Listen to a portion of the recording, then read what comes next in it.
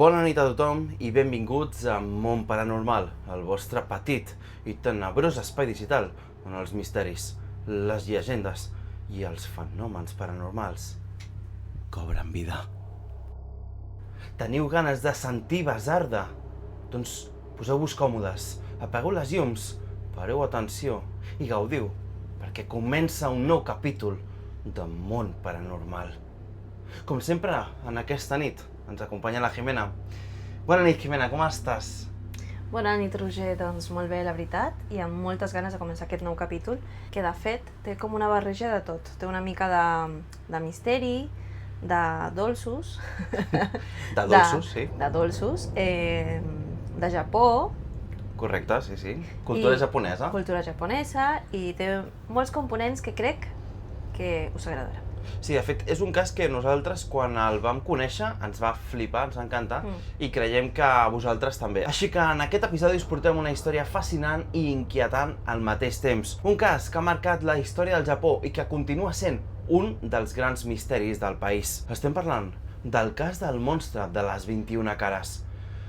Un cas de segrestos, extorsions i amenaces a grans companyies del Japó. I una investigació que va posar al descobert les debilitats del sistema nipó sencer. Prepara't per submergir-te en un relat que sembla tret d'una novel·la, però que és totalment real. Comencem.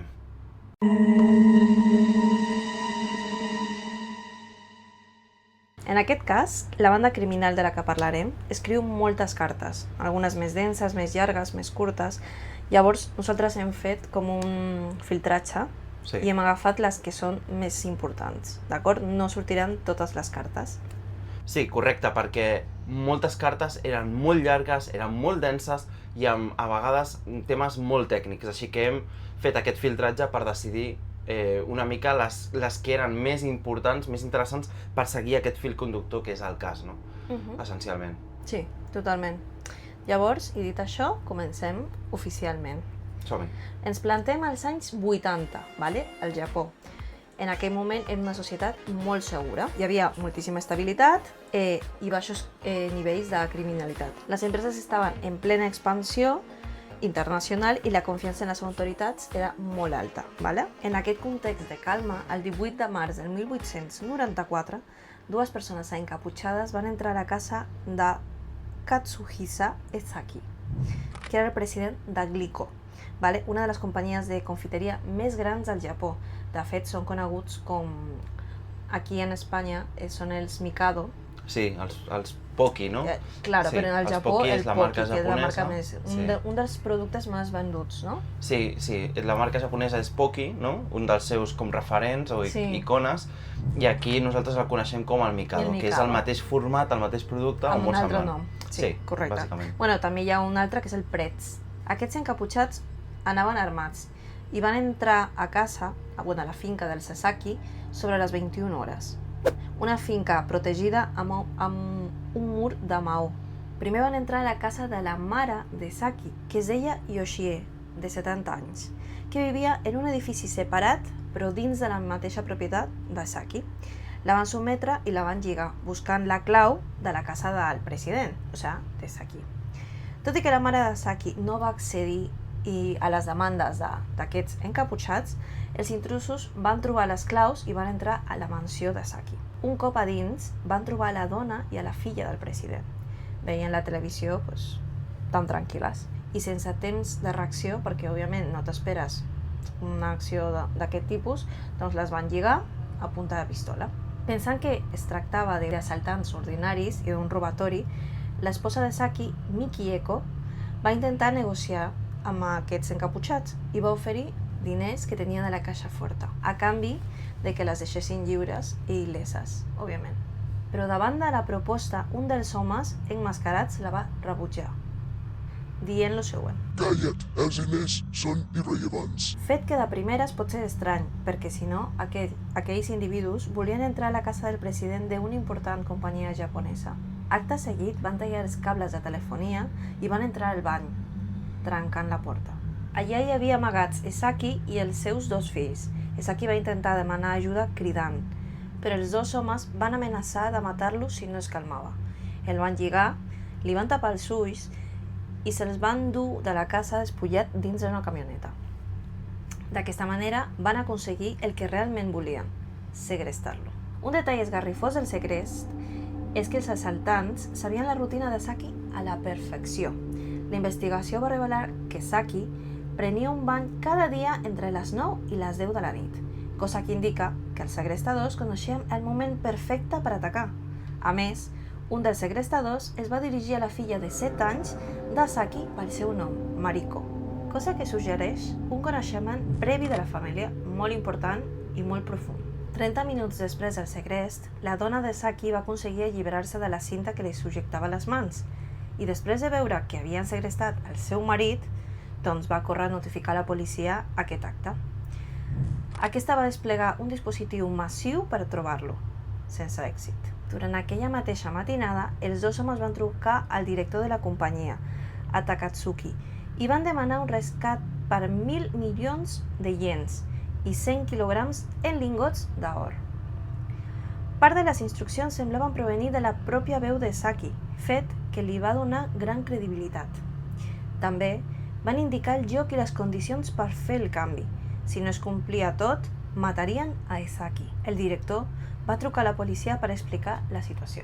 Tot i el trauma, la família de Saki va aconseguir reunir la suma exigida, una fortuna equivalent a 10 milions de dòlars en aquell moment.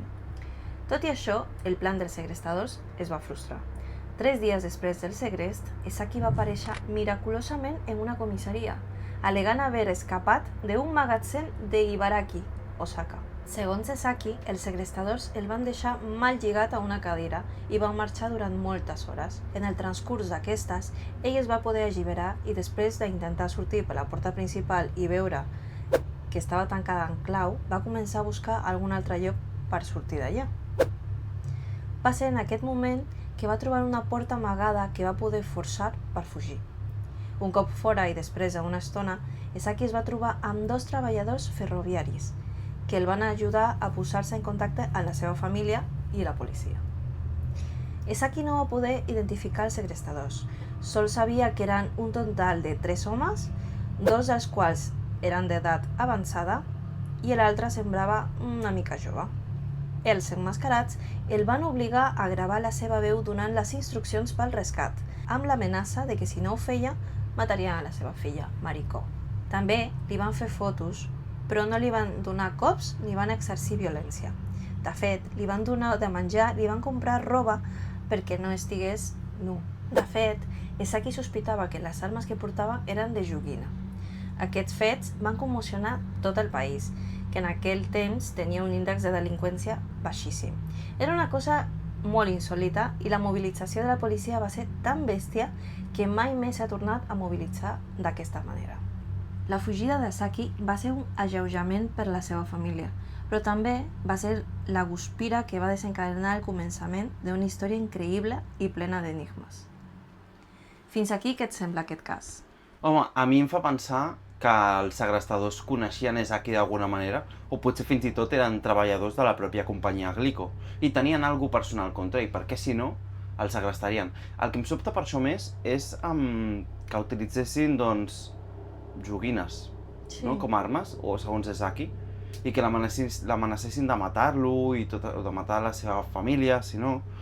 No sé, és estrany, em sembla estrany. Un cas molt curiós. Anaven en sèrio o no anaven en sèrio? Ja. Això és el que em fa pensar, no? Correcte. Perquè una persona que més o menys estigués versada en tot el tema d'armes hagués detectat que eren de joguina i potser hagués actuat d'una altra manera en aquell moment, saps? No sé, em sembla estrany. Tinc dubtes d'inici. Qui eren aquells 3 emmascarats? Seguim, perquè el 8 d'abril els segrestadors van enviar una carta a la policia en el que deien el següent. Els ximples de la policia, sou tots estúpids?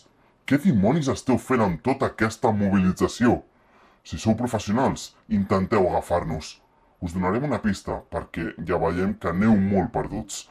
No som familiars de Saki, no som part de la policia de Nishinomiya, no som del cos de prevenció d'inundacions.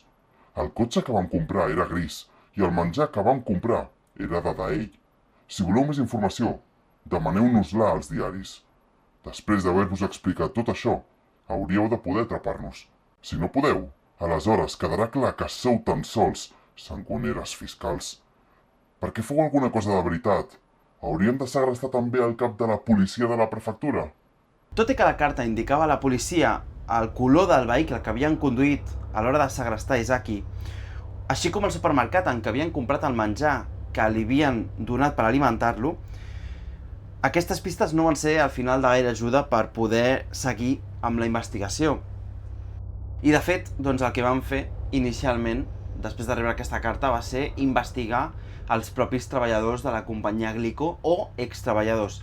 I malauradament no van trobar res. Un parell de dies més tard, el 10 d'abril, es va calar foc a la fàbrica de la companyia. Diversos automòbils a l'estacionament van quedar carbonitzats i part de la sala de prototips va quedar també inutilitzada pel foc. Tot això va generar una pèrdua de diners molt gran per la companyia.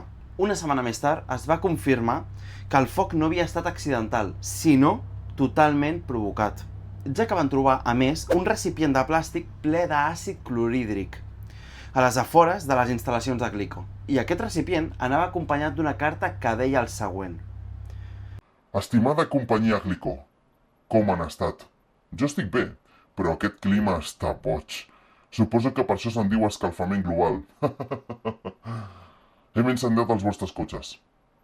El foc fou un acte d'intimidació i desafiament, i just a partir d'aquest moment, la companyia va començar a rebre moltes més cartes d'aquest estil, firmades per una persona o un grup de persones amb el nom del monstre de les 21 cares. I aquest no és un nom qualsevol, és un nom molt peculiar, doncs és una clara referència al malvat antagonista de les novel·les d'Edogawa Rampo, que tenia com a nom el dimoni o monstre de les 20 cares. I aquí ells doncs, van fer com el següent pas, no? El monstre de les 21 cares.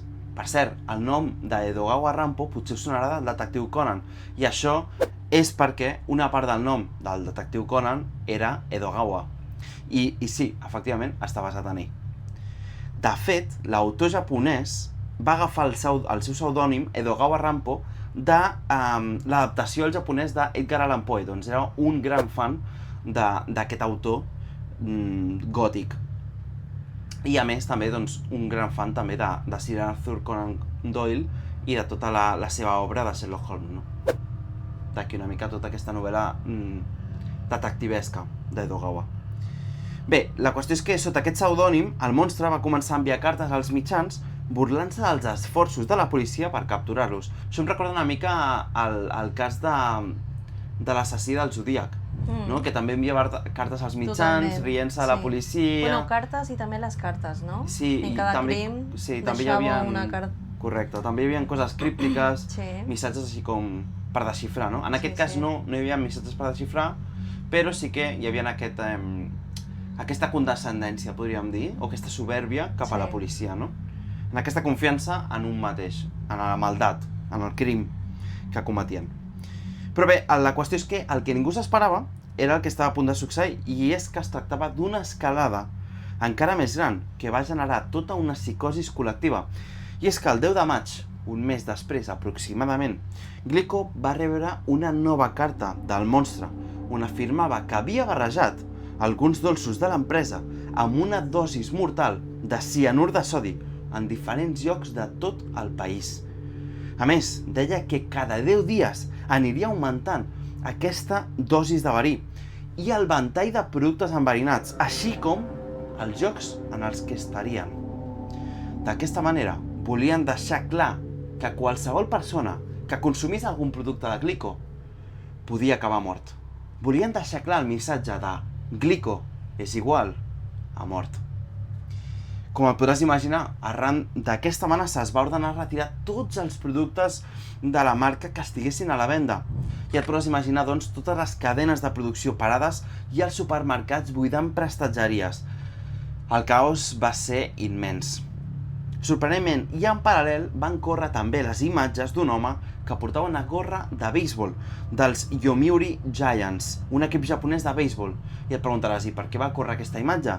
Doncs bé, resulta que aquest home havia estat captat per les càmeres de seguretat d'un d'aquests establiments en el moment en què se'l veia posant una xocolatina de Glico en una de les prestatgeries, com si fos una xocolatina que havia manipulat prèviament.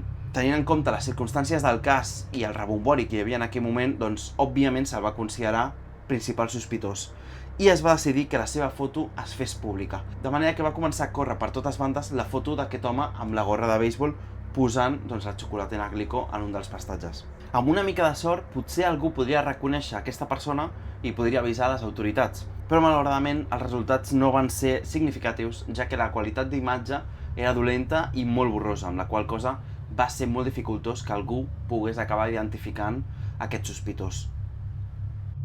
Finalment, tampoc es va trobar cap d'aquests dolços enverinats. Tot això va provocar una pèrdua de més de 20 milions de dòlars i l'acomiadament de 450 treballadors a temps parcial.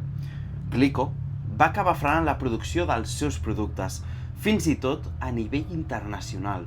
Uau, que bèstia. I al final de tot aquest calvari es va informar d'una disminució total de les seves vendes de gairebé 130 milions de dòlars. Una barbaritat.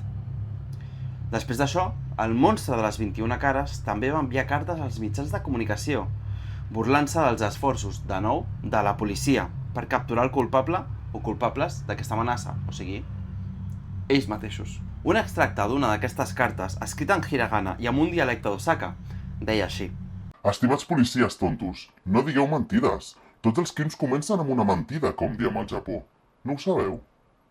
Més tard, els diaris Sankei i Mainichi, així com a la comissaria de la policia de Koshien, van rebre una nova carta del monstre, que deia així: Els ximples de la policia, no hauríeu de mentir.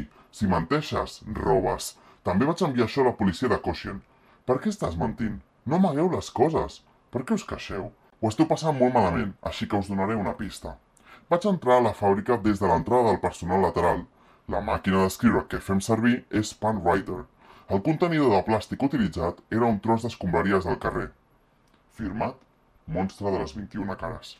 Finalment, i per sorpresa, el monstre va emetre aparentment una última carta el 26 de juny, dirigida als ciutadans de Japó, dient que perdonava Glico. La carta deia així: Els nostres seguidors de tot el Japó, estem satisfets. El president de Glico ja ha anat amb el cap cot durant prou temps. Ens agradaria poder perdonar-lo. Al nostre grup també hi ha un nen de 4 anys. Cada dia plora per Glico. Tampoc hem menjat gaire en força temps, ja que solíem consumir productes Glico a totes hores. És un sofriment veure plorar un nen perquè està privat dels dolços que li encanten. Així que també estem molt disgustats.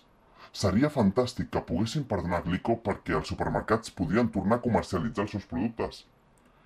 Hem destruït 18 productes de xocolata que contenien àcid. Al Japó s'ha tornat extremadament càlid i humit, així que, quan acabem la nostra feina, voldríem anar a Zúrich, París o Londres. Ens trobarem en algun d'aquests llocs. Policia, ho heu fet bé. Continueu amb la vostra dura feina. Ni tan sols Sherlock Holmes hauria pogut resoldre aquest cas. Tornarem al gener de l'any que ve. Una mica estrany, no?, que de cop i volta emetin aquesta carta dient que paren amb les amenaces a Glico i que la deixessin, doncs, en pau d'aquesta manera.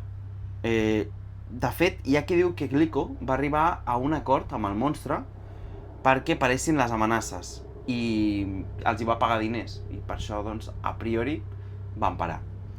Però la policia no té cap constància ni coneixement de que això arribés a succeir.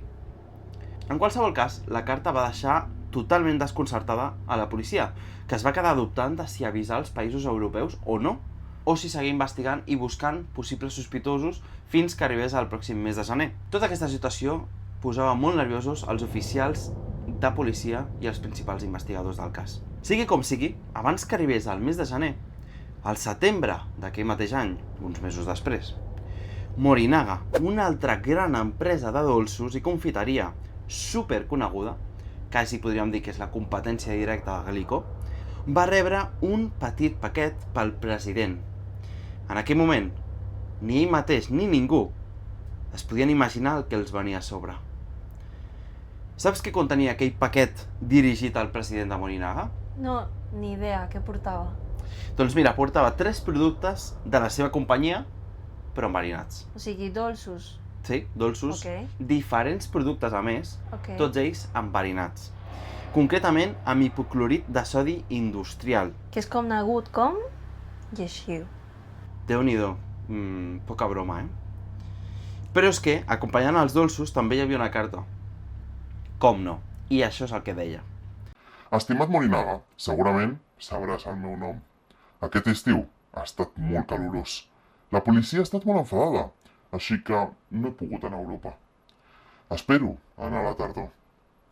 Glico va fer algunes tonteries i va acabar perdent 30.000 milions de iens, però es van poder salvar amb 600 milions de iens. A la teva empresa li està anant molt bé degut en gran mesura a les pèrdues de Glico. Així que, si us sentiu malament, ens podeu donar 100 milions de iens. Si no seguiu el que us demanem, contaminarem 50 snacks de 10 productes diferents amb cianur. Podem fer tants snacks enverinats com vulguem. Aquí us n'adjuntem una mostra.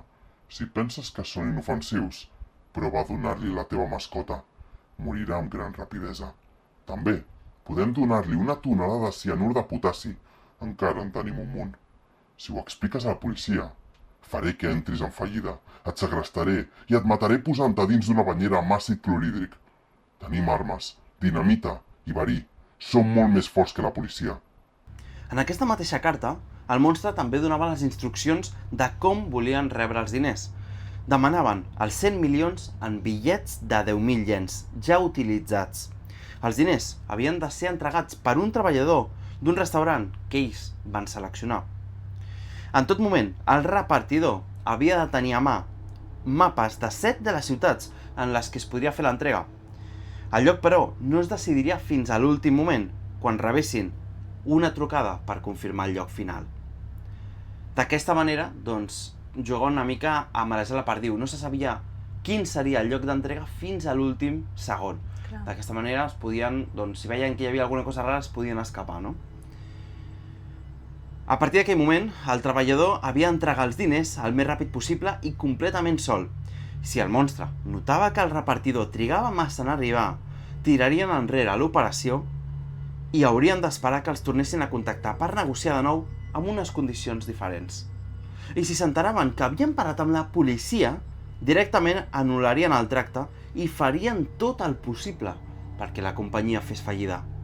Però quan va arribar el dia, el monstre de les 21 cares no es va presentar ni en el lloc ni a l'hora per fer el tracte. Tot i això, les seves trucades per assetjar la companyia van continuar, i poques setmanes després, el monstre va declarar haver enverinat els seus productes per tot el país, igual que havia fet amb Glico uns mesos abans. I com et podràs imaginar, doncs després de rebre aquesta nova amenaça, les autoritats van regirar i registrar de nou totes les prestatgeries de supermercats buscant els productes de Morinaga i analitzant si estaven enverinats, òbviament. I a diferència de l'anterior ocasió, en aquesta sí van trobar més d'una dotzena de paquets de productes enverinats. Concretament, dels populars Choco Balls i Angel Pie. Afortunadament, tots van ser retirats abans de que algú acabés prenent mal. El més curiós, però, és que en aquests paquets enverinats el monstre hi havia afegit una nota, amb un text que deia així: Verí. Aquest producte conté verí. El monstre de les 21 cares. Al veure això, la policia es va quedar com força desconcertada, no? Semblava que el monstre no volia fer mal a ningú, realment, posant aquest avís. Però els productes, quan els analitzaven, estaven enverinats de veritat. Tot plegat semblava com un joc psicològic. De fet, el número exacte de productes que van trobar que estaven enverinats era ni més ni menys que de 21. Just el del nom del monstre. Sembla tot massa casual, no? Totalment. Novament, a l'1 de novembre de 1984, el vicepresident de Morinaga va rebre una nova carta del monstre. En aquesta, deia el següent: Ja ha vist el nostre poder, no?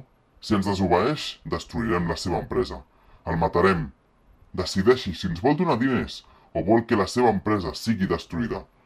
Digui'ns-ho al diari Mainichi, el 5 o el 6 de novembre. Utilitzi la secció de persones desaparegudes. Utilitzi aquestes paraules a la resposta: Jiro, Morinaga, mare, policia, mal amic, diners i àpat. Ara volem 200 milions de iens. Firmat, el monstre de les 21 cares. Morinaga va respondre, posant un anunci en la secció de persones desaparegudes del diari Mainichi, tal com el monstre havia demanat. I el missatge era així: benvolgut Jiro, el mal amic ha desaparegut. Torna, una pat calenta espera, la teva mare, Chiyoko. Però aparentment, després d'això, Morinaga no va rebre més amenaces i fruit de tot aquest xantatge va acabar reduint la seva producció en un 90%, amb pèrdues, com et podràs imaginar, milionàries. Però la cosa no va acabar aquí, perquè la pitjor situació la va viure l'empresa de pernil Marudai. I és que el monstre de les 21 cares no es va quedar satisfet amb amenaçar i extorsionar a Glico i a Morinaga, sinó que va començar a extorsionar altres empreses del sector alimentació del Japó.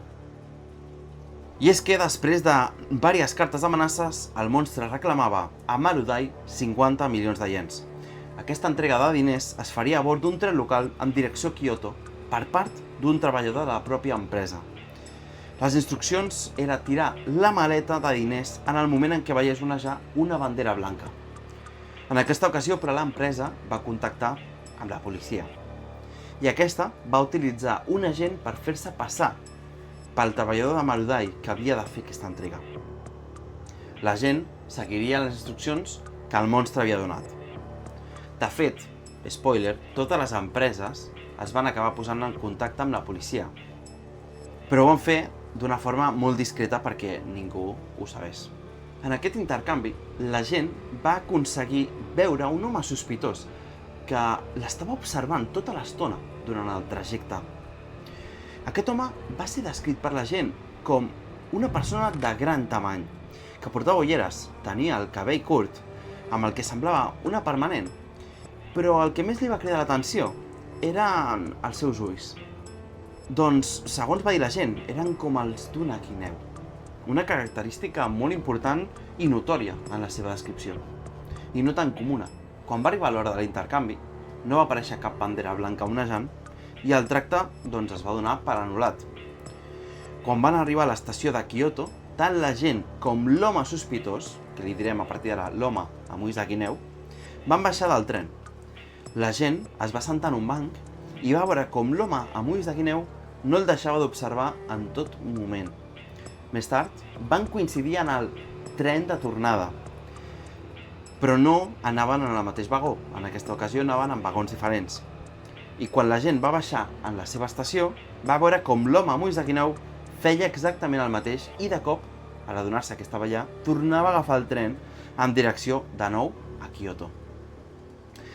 Això va ser notificat per part de la gent, que va avisar els seus companys d'investigació i la policia perquè hi hagués un altre agent a l'estació de Kyoto on esperaven que baixés l'home amb ulls de guineu. Però què va passar? Que quan va arribar el tren a l'estació de Kyoto, cap persona amb aquesta descripció va aparèixer. Va semblar com si s'hagués esfumat i no el van trobar. Va desaparèixer. Però aquella no va ser l'única ocasió en què la policia es va topar amb aquest sospitós, ja que el 14 de novembre d'aquell mateix any, el monstre, en una de les seves travesses extorsionant altres empreses japoneses, estava extorsionant a la companyia House Food amb 100 milions de iens. I en aquesta ocasió, el lloc d'entrega era una parada de descans de l'autopista Meishin. I allà, dos investigadors de la policia van topar-se amb un home que encaixava justament en aquesta descripció de l'home amb ulls de guineu. Portava una gorra de golf i unes ulleres fosques, però va tornar a desaparèixer del seu radar ràpidament, quan en un oblit es van centrar més en una camioneta que van veure que es dirigia a un altre dels punts d'entrega. Perquè, clar, com havia fet en altres ocasions, el monstre jugava amb els punts d'entrega. En tots ells, però, hi hauria una tela blanca on a sota s'havien de posar els diners. Quan la camioneta va arribar al que semblava el punt final, sols van trobar l'entrega i a sota no hi havia res. Tot semblava indicar que es tractava d'una pista falsa per veure com reaccionava la policia. Curiosament, una hora abans d'aquest instant, una patrulla de policia que no sabia res d'aquesta operació ni investigació es van topar amb aquesta mateixa camioneta que estava amb el motor encès i les llums apagades. La camioneta estava a menys de 50 metres d'un dels punts d'entrega. Doncs hi havia una tela blanca que tapava una espècie de valla. Aquesta patrulla de policia, sense saber absolutament res, es van apropar fins a la camioneta i amb les llanternes van il·luminar el conductor per parlar amb ell. El van descriure com un home prim d'uns 40 anys que portava una gorra de golf posada d'una forma sospitosa, com per tapar-se o intentar tapar-se al màxim els ulls. Però el més estrany i el que els va fer sospitar que hi havia alguna cosa estranya allà és que tenia una espècie de receptor inalàmbric amb auriculars i micròfon. Clar, recordem que estem al 1984. Era molt estrany i sospitós aquest tipus de, podríem dir, tecnologia. Portar un micròfon inalàmbric i els auriculars d'aquesta manera era algo estrany i altament sospitós. Quelcom que era molt difícil de justificar davant de la policia. Què estava fent, no? Escoltar música? Raro. Raro, perquè normalment, si estigués escoltant música estaria, doncs, amb els altaveus de la camioneta, lo normal. Però si no és perquè estava escoltant alguna que no volia que escoltessin la gent. Davant d'aquesta situació en el que la policia ja va començar a agafar una sèrie d'accions o una sèrie de mesures més per intentar que baixés del cotxe, emmanillar-lo i començar, doncs, a inspeccionar-lo, etc., el conductor va fugir ràpidament abans de que poguessin, doncs, fer res la policia, no? Va arrencar la camioneta i va marxar. Recordem a més que la camioneta estava amb el motor encès, o sigui que en el moment en què va passar això va accelerar i va fugir ràpidament del lloc. La patrulla va fer el possible per perseguir-lo, però clar, estaven a peu. Fins que arriben a la patrulla, al cotxe patrulla, i comencen a arrencar i el persegueixen, doncs van perdre molt de temps i, òbviament, el van perdre. Així que l'operació va quedar en no res. Uns dies més tard, aquesta camioneta que estaven buscant va ser trobada a prop de l'estació de Kusatsu, abandonada. Posteriorment, es va descobrir que havia estat robada en una altra ciutat. A dins hi van trobar un transistor de ràdio que havia servit per escoltar les comunicacions dels agents de la policia de fins a 6 prefectures, incloses les d'Osaka, Kyoto i Kobe, que curiosament corresponien als llocs de punts d'entrega. Totes aquestes operacions sense èxit van portar a tal horror i frustració a la policia que a l'agost de 1985 el superintendent de la policia de Shiga, de nom Shoji Yamamoto, un dels homes que havia liderat la investigació i la persecució del monstre de les 21 cares sense resultats, malauradament, després de deixar una nota que expressava la seva vergonya per no haver resolt el cas, es va decidir treure la vida calant-se foc en el pati de casa seva. 5 dies després, el monstre va escriure una última carta als mitjans, que deia així: En Yamamoto, de la policia de la prefectura de Shiga, ha mort. Quina estupidesa. No tenim amics ni amagatalls secrets a Shiga. Els que haurien d'haver mort són en Yoshino o en Shikata. Què han estat fent durant tot un any i 5 mesos? No deixeu que els dolents com nosaltres se'n surtin amb la seva. Hi ha molts més simples que volen copiar-nos. En Yamamoto ha mort com un home, així que hem decidit donar el nostre condol. Hem decidit oblidar-nos de torturar les empreses productores d'aliments. Així que si algú fa xantatge a alguna de les empreses productores d'aliments, no som nosaltres, sinó algú que ens copia. Som dolents. Això vol dir que tenim més coses a fer que assetjar les empreses. És divertit portar la vida d'un dolent. Firmat, el monstre de les 21 cares. Tot i que la carta donava a entendre que el monstre deixaria d'assetjar i extorsionar empreses, la policia no se'n va acabar de fiar i va seguir investigant tot aquest cas. Recordem, quan van llançar aquella carta inicial en el que deien que tornaria l'any que ve, al final no van ser fidels al que havien dit.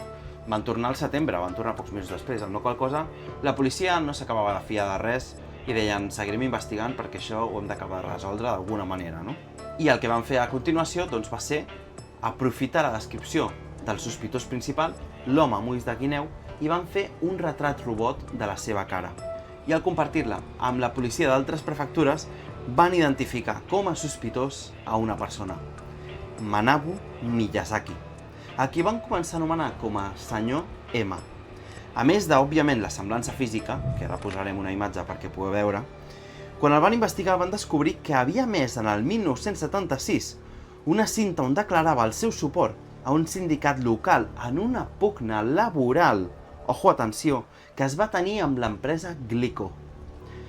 També van haver-hi denúncies entre els anys 75 i 76 que es van atribuir a Manabu Miyazaki, on s'exposava el vessament d'almidó i d'altres residus industrials en el riu i el subministrament d'aigua per part de l'empresa Glico.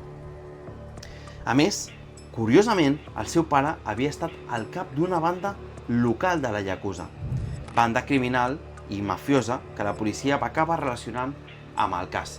De fet, la policia va acabar, entre cometes, resonant el cas, dient que tot havia sigut doncs, una disputa de les bandes de la Yakuza.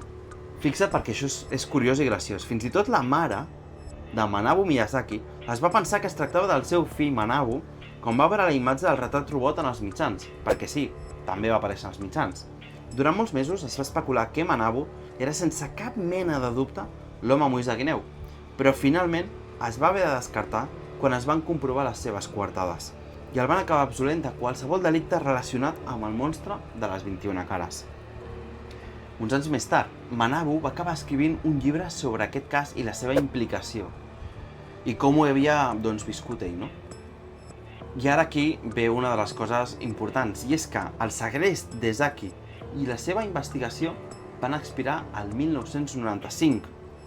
Però és que les amenaces i extorsió a les empreses amb productes enverinats en les prestatgeries dels supermercats van expirar també al febrer de l'any 2000, amb la qual cosa qualsevol dels autors podria haver dit posteriorment que havien sigut ells, o per què ho havien fet, o es podien haver identificat públicament i no hagués passat res. No. Però això no ha passat. Finalment, com us podeu imaginar, aquest cas mai s'ha pogut resoldre i és un cas que va deixar tot el país commocionat. En una societat coneguda per la seva seguretat, aquest cas va sembrar el dubte sobre les capacitats reals de les autoritats i les debilitats de tot aquell sistema que pensaven que era tan segur. Però el cas del monstre de les 21 cares també, com et podràs imaginar, va influir en la cultura popular amb diferents obres. Una d'elles, per exemple, el manga anime de Monster, de Naoki Urasawa, que és una clara referència, fins i tot amb el mateix títol del manga, no?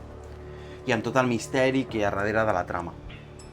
També tenim novel·les com The Perfect Insider, de Hiroshi Mori, que explora temes de crims elaborats i la ment criminal amb una atmosfera que recorda molt aquest cas. En definitiva, el cas del monstre de les 21 cares continua sent tot un misteri que mai s'ha pogut resoldre.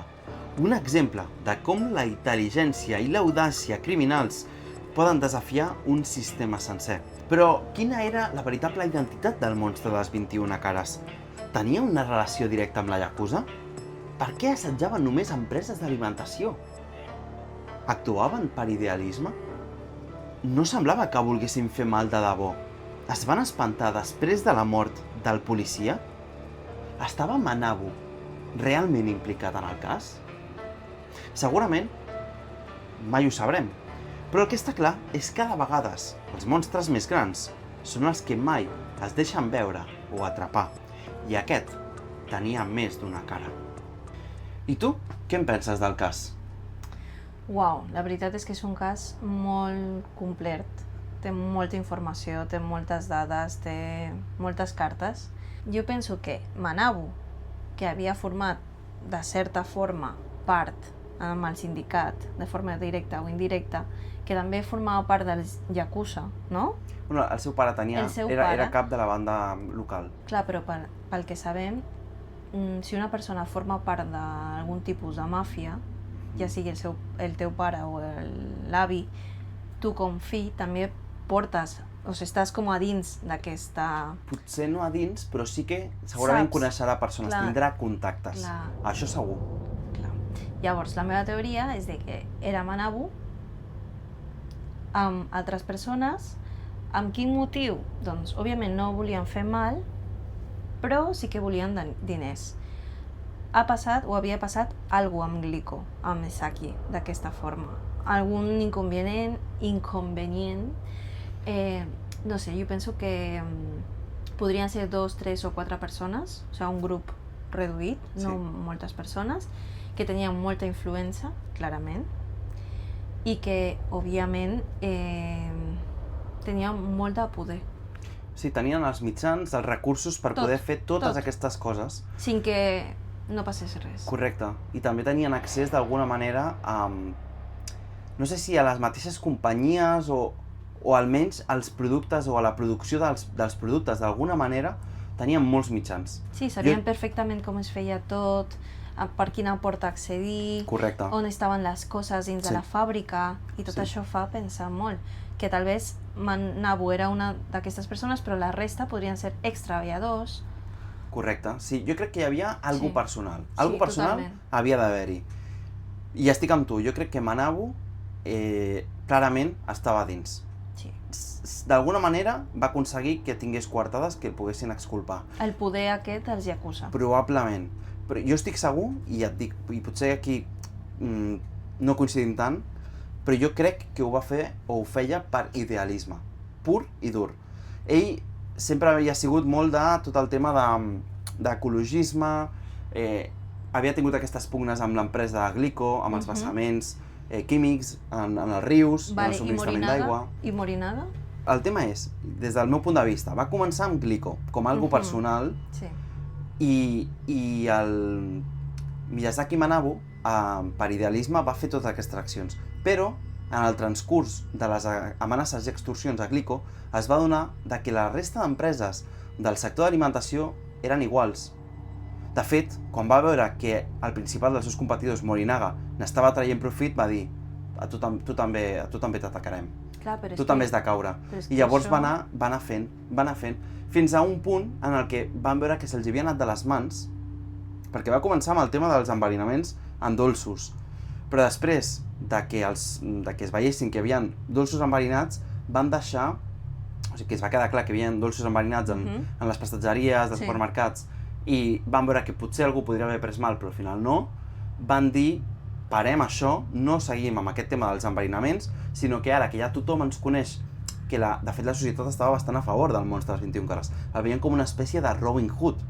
Van decidir, en aquell moment, doncs dir, ok, deixem de fer tot el tema d'enverinament, la gent ja ens coneix, tirem cap a amenaçar i extorsionar a altres empreses d'alimentació, sense haver de dir res d'enverinar. Simplement, o ens dones X diners, o farem que la teva empresa caigui en fallida, faci fallida. Què passa? Que jo crec que tot era per ideal.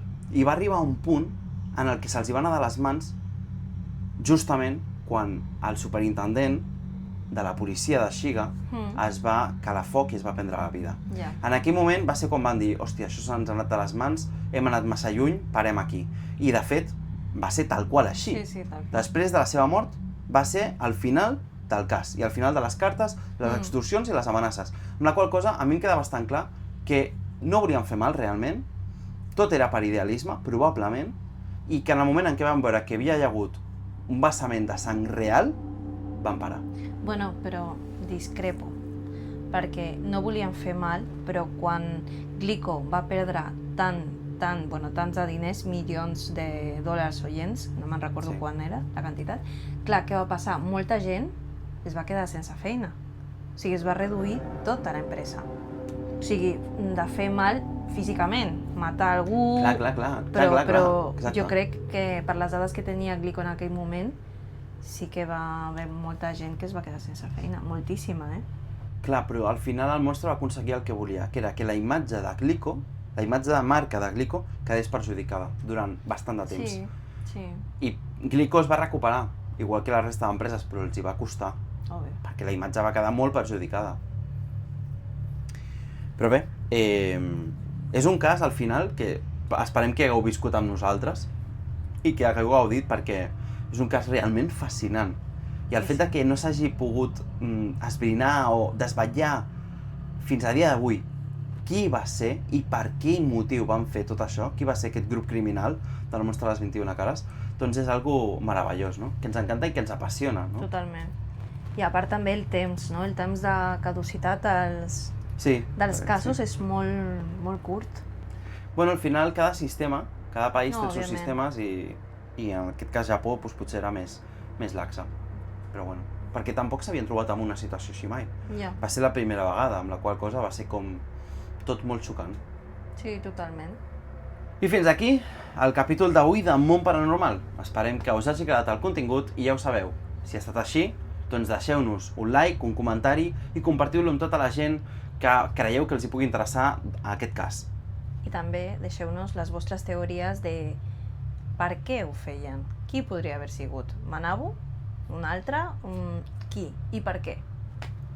Us llegim. Ens veiem ben aviat amb noves històries que us posaran la pell de gallina o que us deixaran pensant. I com sempre diem, bona nit I feliços malsons.